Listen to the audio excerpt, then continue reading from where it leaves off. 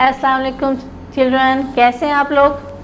जी अल्लाह की मदद से आप वीडियो लेसन्स ले रहे हैं। जी अल्लाह की मदद से तो लेते हैं।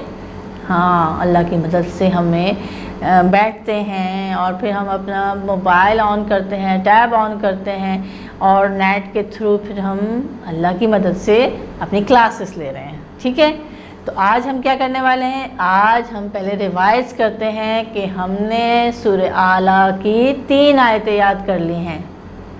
आपने भी कर ली हैं ना? जी हमने 3 आयतें याद कर ली हैं।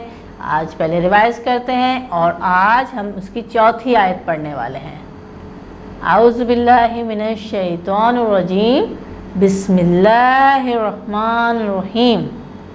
सब्बिहिस्मा रब्बिकल आला अल्लज़ी खलका फसव्वा वल्लज़ी क़दरा फ़हादा। जी ये 3 आयतें थीं जो कि हमें याद हैं। अल्हम्दुलिल्लाह अल्हम्दुलिल्लाह। जी टीचर को भी सुना दी थी आपने, उसके मीनिंग भी पता है आपको। इंशाल्लाह हम जल्द ही पूरी सूरत याद कर लेंगे। आज हम चौथी सूरत पढ़ने वाले हैं जो कि है सफ़ा नंबर 18 पर, पेज नंबर 18 हमारे पास है। ये देखिए हमारी चौथी आयत है, पढ़ते हैं। वल्लज़ी वल्लज़ी वल्लज़ी अख़राजा अख़राजा अख़राजा अख़राजल मरआ अख़राजल मरआ वल्लज़ी अख़रजल मरआ। जी हमारी चौथी आयत है वल्लज़ी अख़रजल मरआ। आइए पहली आयत, दूसरी आयत, तीसरी आयत के साथ चौथी आयत भी पढ़ते हैं। बिस्मिल्लाहिर्रहमानिर्रहीम। सब्बिहिस्मा रब्बिकल आला अल्लज़ी खलका फसव्वा वल्लज़ी क़दरा फ़हादा वल्लज़ी अख़रजल मरआ। जी आइए अपने तीनों अल्फाज जो कि इस चौथी आयत में हैं, हमारे 3 अल्फाज, उनके मीनिंग्स देखते हैं कि अल्लाह ताला हमसे क्या कह रहे हैं। अल्लाह ताला का कलाम है ना। जी ये है वल्लज़ी वल्लज़ी वल्लज़ी हमारी तीसरी आयत में भी था, जिसके मायने थे और वो जिसने। वल्लज़ी वल्लज़ी मीनिंग है और वो जिसने। ये है लफ्ज़ अख़रजा अख़रजा मीनिंग है उगाएं उगाएं, यानी ग्रो किए, पैदा किए या उगाई जिसने चीज़ें उगाई। निकाली निकाली निकाली। यह है हमारा तीसरा लफ्ज़ अल-मरआ अल-मरआ। इसका मतलब है घास घास या फिर नबातात नबातात नबातात यानी पौधे और ऐसे झाड़ियाँ या फिर प्लांट्स जिसको हम इंग्लिश में बॉटनी भी कहते हैं। ठीक है, तो हमारे पास इन तीनों अल्फाज के मायने आ गए, हमने पढ़े और समझे।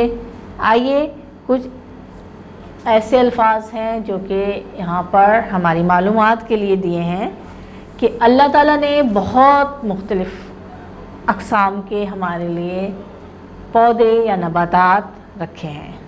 यानी कुछ पौधे ऐसे होते हैं जो कि फ्लावरिंग प्लांट्स कहलाते हैं, कुछ ऐसे होते हैं फ्रूट प्लांट्स कहलाते हैं, कुछ ऐसे होते हैं जो कि ऐसे ایریاز میں اگتے ہیں جہاں کے وہ جھاڑیوں کی شکل، گھاس پھوس کی شکل اختیار کرتے ہیں۔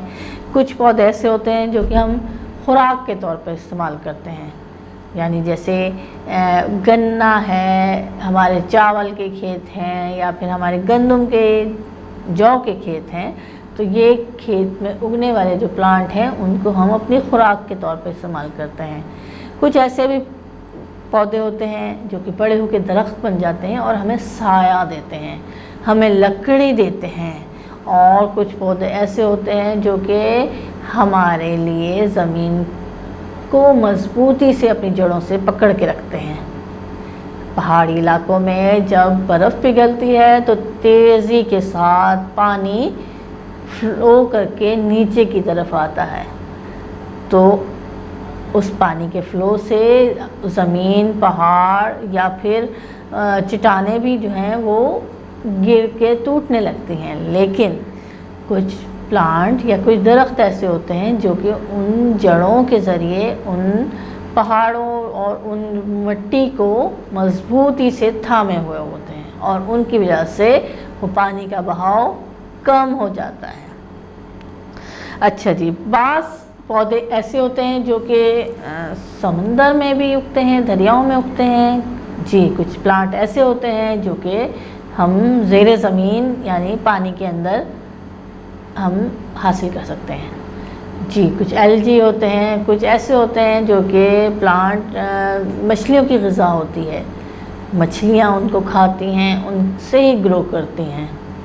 مچھلیوں کو کوئی فیڈ نہیں ڈالتا، جی ہاں، مچھلیوں کو کوئی فیڈ نہیں ڈالتا، یہ صرف اللہ کی مدد سے زمین میں پیدا ہونے والے جو پانی کے اندر پیدا ہوتے ہیں پلانٹس، ان کو کھاتی ہیں اور گرو ہوتی ہیں۔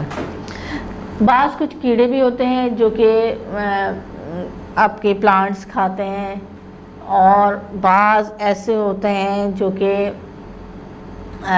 مچھلی ان کیڑوں کو کھاتی ہے۔ اسی طرح ہمارے کچھ ایسے پلانٹس ہمارے پاس ایسے بھی ہیں جو کہ کھانے کے علاوہ ہم ان سے اپنے لباس تیار کرتے ہیں۔